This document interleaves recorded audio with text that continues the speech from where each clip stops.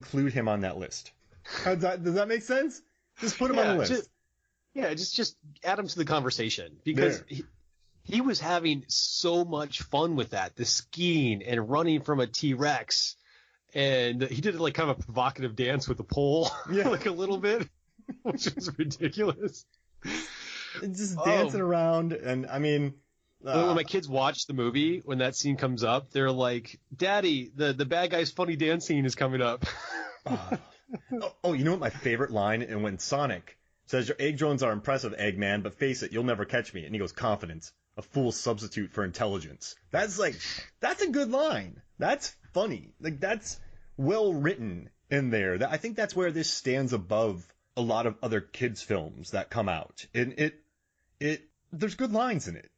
I agree. My favorite was one where he also shared something about his past, but in a funny line. He says, "Have you read Charlotte's Web yet? Spoiler, she dies, but after leaving a big creepy egg sack." And then he called his drones his babies. Like, look what came out of my egg sack with his babies, with these drones. I mean, it works because they're talking about eggs, then he's talking about his babies, and then you could get a tell for, like, this is his family, this is what he loves, but it was just so creepy and funny and memorable, too.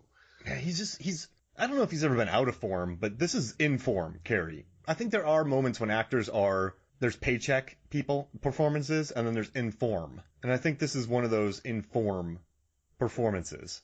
Now, we're going to do something real quick, and I'm just throwing this on you. You brought this up to me. Peter Rabbit and Sonic the Hedgehog both have 63% tomato meter scores. The exact same. Right. And famously, at MFF, we did a 2-hour episode about Peter Rabbit that got really dark. It was a good one. It was a good episode. We brought in, Adam brought in his kids to review it in the beginning, and then we talked about gangster drug dealing animals and a weird thing, and it gets a weird thing, but let's do this. Which one's better? Which one do you like better? Wait, all right, how about this? Which one's subjectively the better movie? Which one's objectively the better movie? Which one has the funniest part?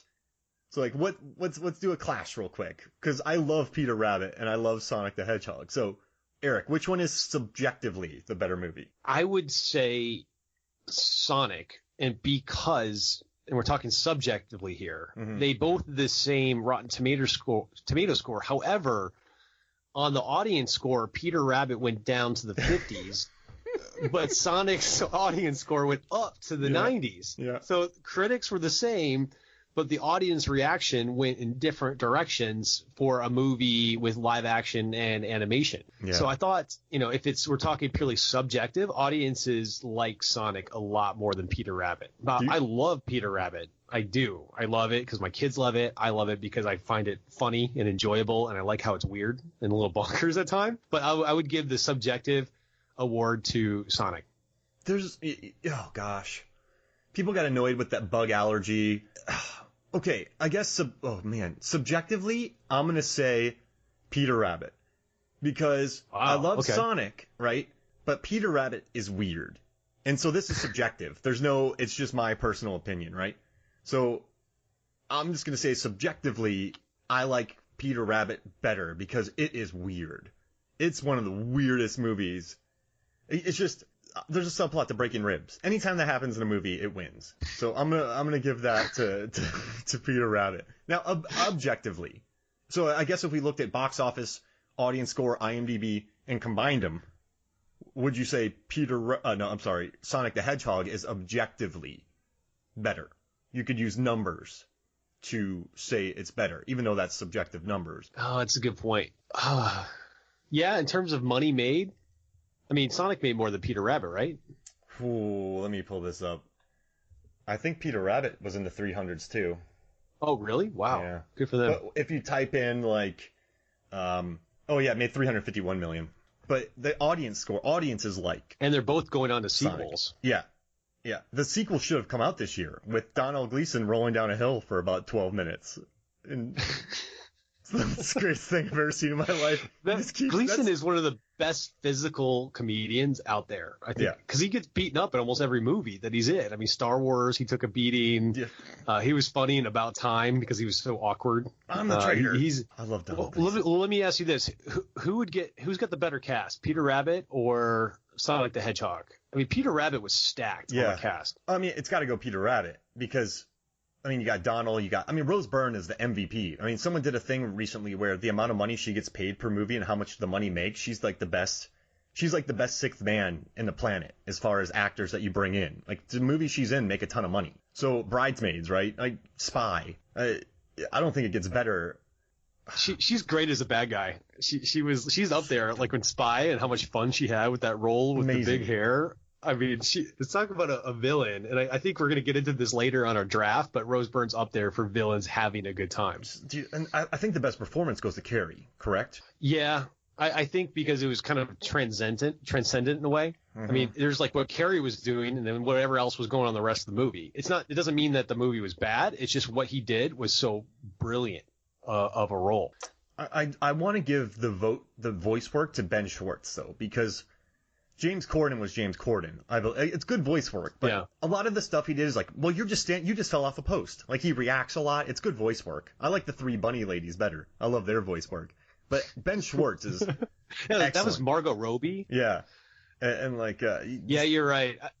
I would say for Peter Rabbit, they had such a deeper story to it too, with the love interest and the psychological aspects of him being alone. And how his life changed. Like, Marsden's life didn't really change, whereas Gleason's life took this change.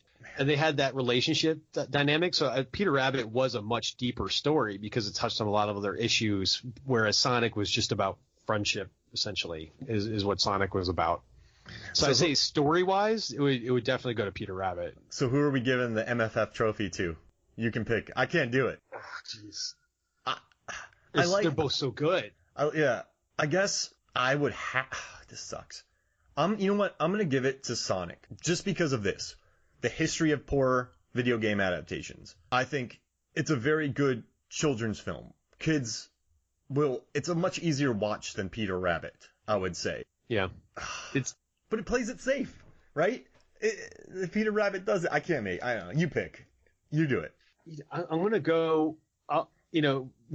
They had a lot of things working against it. When you look at all the other movies with mix of live action and animation, I mean, there's been a lot of bombs like Woody Woodpecker, Hop, Smurfs. I mean, there's so many movies. Marmaduke. Garfield.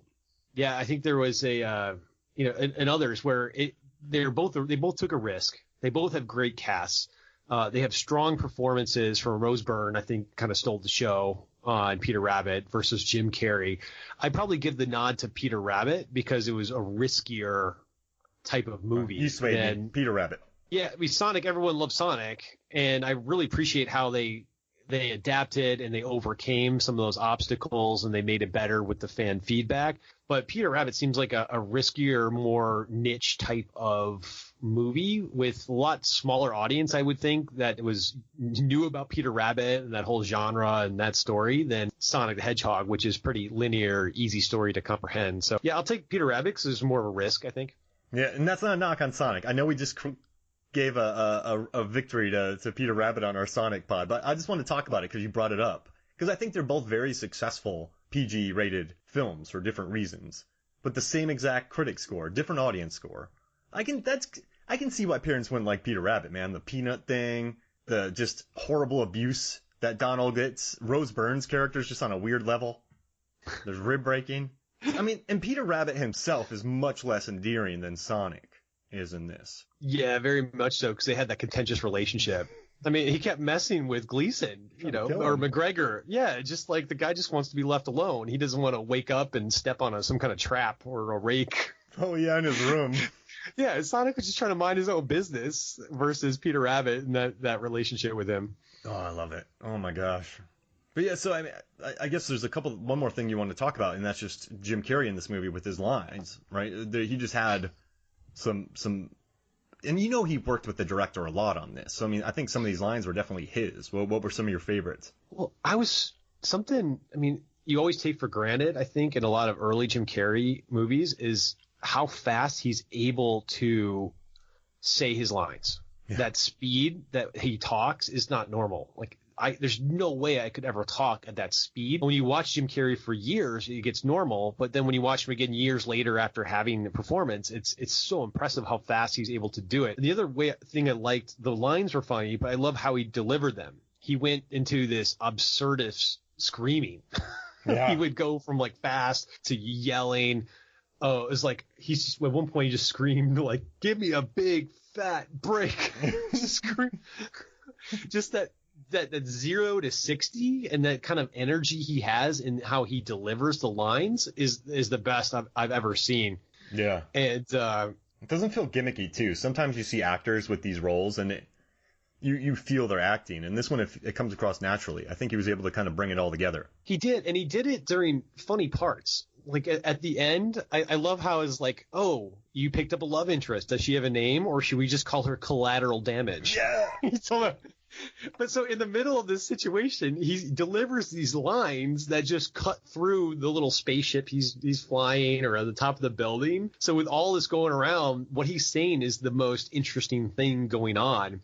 And I think perhaps my other favorite is when Sonic like turned left while he was chasing him, and he was like, "Oh, that was a legal left turn, by the way."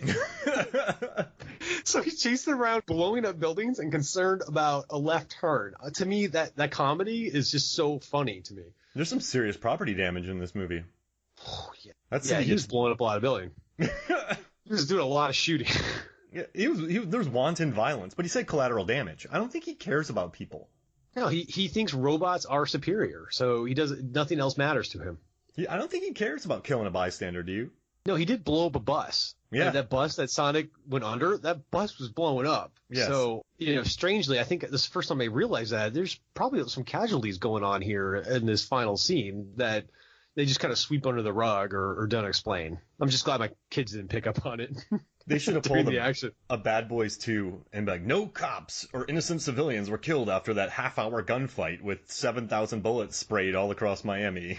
They should have put that notice up. Remember that on Bad Boys 2? Yeah. Will Smith kills a lot of people in the Bad Boys trilogy. Yeah. A lot. There is a huge body count in those three movies. I gotta say, man, I think the biggest laugh I've had in 2020, though, is when he's talking about, this is a spoiler, I don't care, when he goes, "He's mine," and then Martin Lawrence goes, "Yeah, he is." Remember that line when he's talking about? Is that on Bad Boys 3? Yeah, have you seen it? Yeah, I have. Is that when he was chasing after his son? Yeah, and then he goes, "He's mine," and then Martin Lawrence goes, "Yeah, he is." No, not off the top of my head, but I see it was a really smart line. It was good writing. Yeah, they wrote, like, I could retire on that line. I would love that. So what else haven't we tackled here? I mean, we haven't talked about the rings yet. You know what I would love to talk about is, I think a lot of movies, like especially if they're silly slapstick comedies like Zoolander or Dodgeball, where you always have the villain that's really funny. But what I appreciate when a movie isn't necessarily a straight comedy, when you can have a villain who's having a good time. So Sonic's like a kid action adventure comedy, this hybrid of different styles for a kid movie. Carrey is having a fun time. So I like to see those movies where it's just so evident that the person playing the villain is just shining and having a good time. And I want to challenge you to our draft of the podcast, which is villains having a good time. Oh, okay, cool. Who goes first? You can take it. Oh man, okay. So I got a great. I don't know if people are gonna remember this one, but I gotta take number one. Top of my head is Shang Tsung from Mortal Kombat.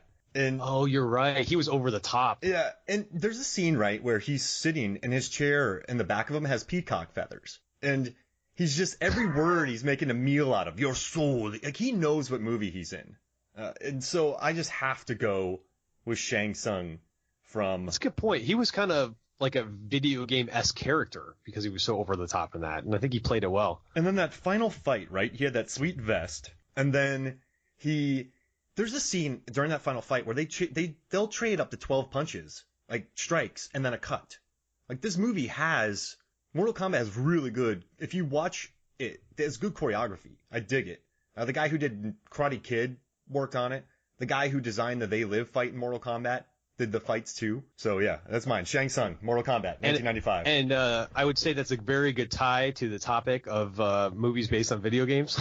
Well done. Yeah. Oh crap, I didn't even think about that. I'll take, probably the bad guy who is kind of unintentionally funny would be Hans Landa from Inglourious Bastards. He was loving life. I mean, he's terrified, but he is just relishing that role. The way he eats, the way he talks to people, he switched to languages, to the